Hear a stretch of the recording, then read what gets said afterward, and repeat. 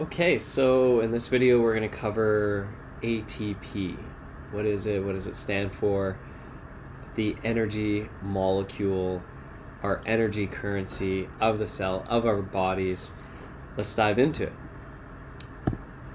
So if structure is function and we want to learn this name of what ATP is, looking at the structure is a great way to start. Chemical structure. Adenosine, a ATP phosphate, adenosine triphosphate, ATP. Okay, and what does that mean structurally? Well, we have this adenosine group. We have a ribose, which isn't included in the name, but it's our sugar ring center, so to speak. And then we have three, which is what's referred to as inorganic phosphate groups. So phosphate with some oxygens around them. And the really important part about these phosphates is this point right here, high energy bond. So what does that mean? Well, it means there's a lot of energy within those bonds. Okay, and for the most part, at least one is really relatively easy to remove or take off and put back on. So these high energy bonds, this high energy state, ready to be changed. And what we're going to see is that's really, really important for releasing energy that we use for our bodies. So ATP is the most important energy molecule in our cells. It's called the energy currency of our body. If you've ever heard of that, it's referring to ATP, and it's how we store energy to be able to use it. So oftentimes people are like, why do we store it in this special currency? Why don't we just use the energy as we metabolize food? Well, one of the biggest things, and this also is a reason why there's multiple steps to metabolizing food, is if the amount of energy was released from food all in one go, it'd be a combustion reaction. Okay, so if you can Google this too, it's pretty easy to find, but if you want to see how they figure out how much energy is in food, they literally just light it on fire and then measure it, right? So a marshmallow is a good example. There's a lot of high amounts of energy in there. You put a bit of flame on it, combust. So if you think, if we had small combustions occurring within our bodies every time we ate something, that's not very conducive to life. So this is why we have ATP in multiple steps in our metabolism, okay?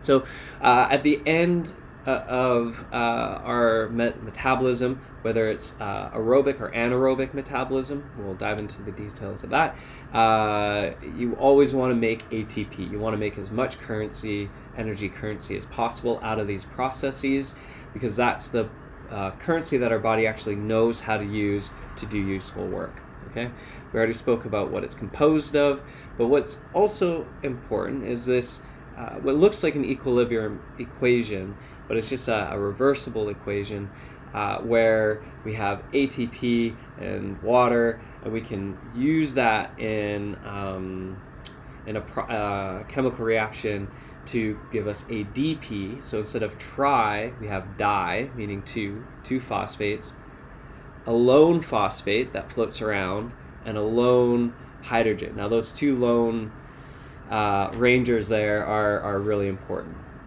And ultimately, once we free up this phosphate in that high energy bond, we get energy. And that energy is what we put to use. So here we go. This is a better, I feel, more explanative and pictorial diagram of how this happens. So we have ATP, or adenosine, ribose, and phosphate. That's three. And then adenosine 2-phosphate, still on that same molecule. So ADP with a phosphate, and now a free hydrogen proton, which, if you recall from our last discussion, makes things more acidic. So it changes the pH of the environment, which changes what can happen in that environment, biologically speaking. Okay, so if we want to go from, and this is really important, so if we go from ATP to ADP, again, it yields energy. So if we're going this direction, it gives off energy. But to make ATP, so to make triphosphate, we have to put energy in for it to be stored in that high energy bond here. And often students ask, well, can you get a MP, so monophosphate. There you can, but it's very challenging. It's a little rare, a little outside of the scope of this course. Okay, but it can happen. So, but we'll be focusing on ATP and ADP. Great. So I'm going to kind of mash up a couple of videos that were maybe going to be separated at one point in time. But we're going to look at the energy systems. Okay, so what, with our aerobic and anaerobic metabolism, what sort of energy systems are involved in there? How do we get energy made, right? How do we get this process of making energy to get from ADP to ATP? Let's take a look at that. So ultimately, there's three systems. Two are anaerobic, and anaerobic, ana means no, or an means no, and aerobic is oxygen. So no oxygen. So we don't need it present to be able to go through these step-by-step enzymatic processes to make ATP from ADP. And so we have our first 30 seconds of energy use, and that's by our ATP PC or ATP phosphocreatine system. And then anything from about 30 seconds to 3 minutes, that's from glycolysis or a glycolytic system. Okay, and so both of those don't require any oxygen to make ATP from ADP. Okay, if it's anything longer than 3 minutes, and this might be turn a conception of what you have as aerobic on its head a bit.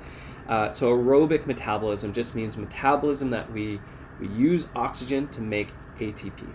Okay, and so that's our three systems: ATP, PC, glycolysis or glycolytic, and our aerobic or oxidative metabolism.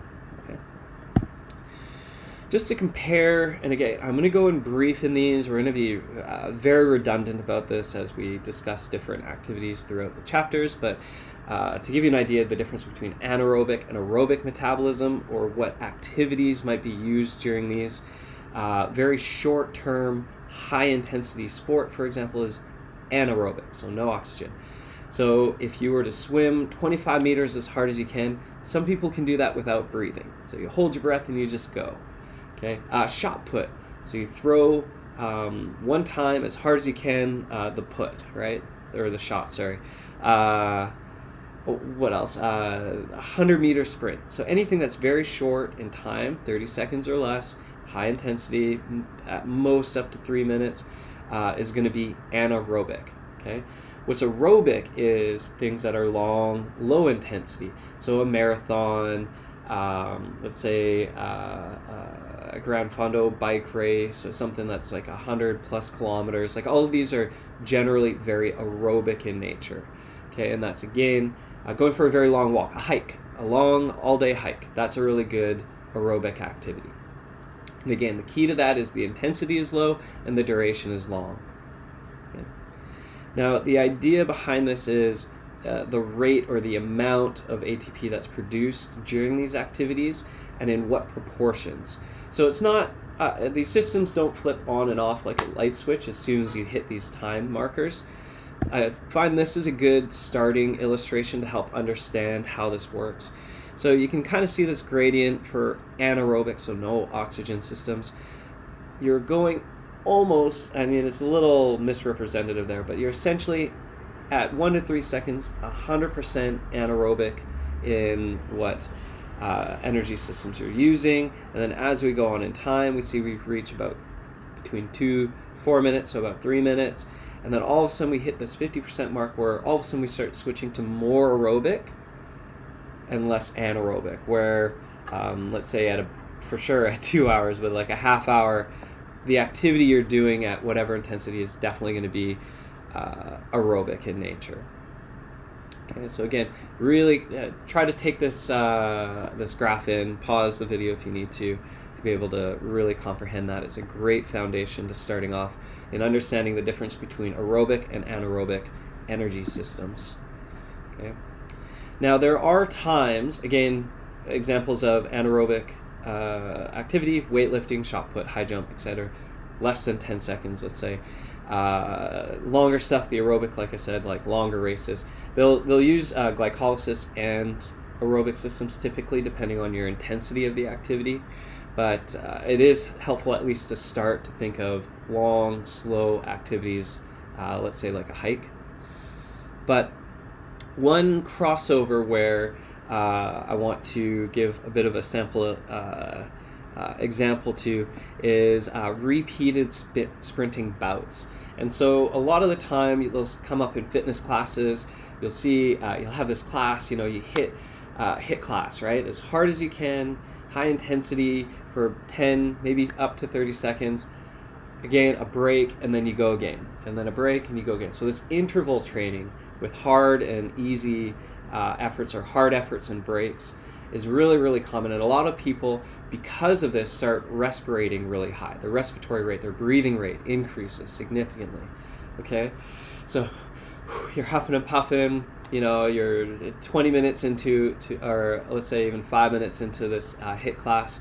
People instantly think that it's an aerobic activity. That's not necessarily the case. So a lot of sprinting bouts, let's say a very short sprint, 40 meters, so that's 5 seconds roughly if you're really fast. This happens in football quite a bit. You're going to rely largely on your ATP PC and your glycolytic system. So again, those two are your anaerobic, so no oxygen systems, right? Now, you need to have a rest in between to truly have all your ATP regenerated for those systems to go again with your anaerobic interval work, okay? In repeated, longer term, shorter break interval work, yes, that becomes aerobic. But initially, if done correctly for the purpose of building anaerobic systems, you need proper breaks, long breaks in between each of your efforts. Okay. Well, let's take a little snapshot. I like this. I think it's another good visual to understand 3-second sprint. So aerobic metabolism, it's there. So with oxygen metabolism, aerobic is present even in a 3-second sprint. Okay, it's a very small amount. But we have these other sources, so free floating ATP in the muscle, that's present, just gets used up right away. We have intramuscular, again, phosphocreatine, so ATP PC system comprises the majority of the work getting done. And then our lactate source, so glycolysis, maybe a very small percentage, but a larger amount than your aerobic. So we got anaerobic energy from these 3 slices of the pie, a little bit of aerobic. Okay, and that concludes the intro to both ATP, what it is, and various systems that use it. Cheers.